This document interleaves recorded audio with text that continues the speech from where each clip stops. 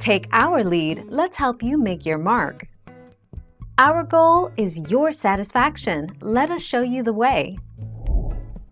You might currently be entering data. The data validation command is not available while you are entering data in a cell.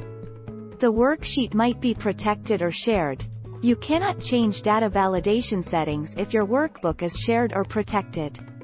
You'll need to unshare or unprotect your workbook first.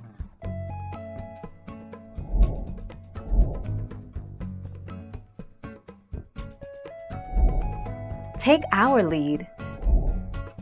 Even though the default setting for a data validation list is to show the arrow, it's possible to change that setting.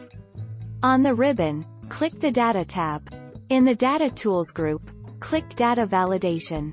On the Settings tab, add a checkmark to In Cell drop-down.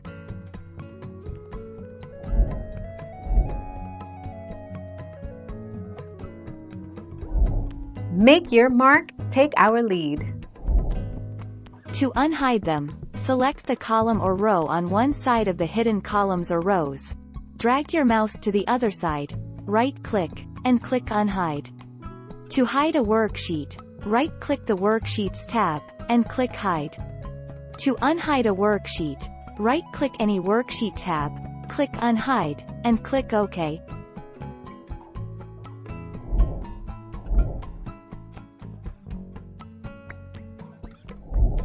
Let's help you make your mark.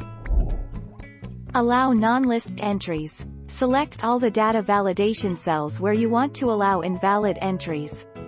On the Excel ribbon, click the Data tab, and click Data Validation. Click the Error Alert tab.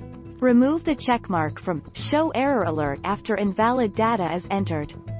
Click OK to close the data validation box. Thank you for watching. Please subscribe and hit the bell notification.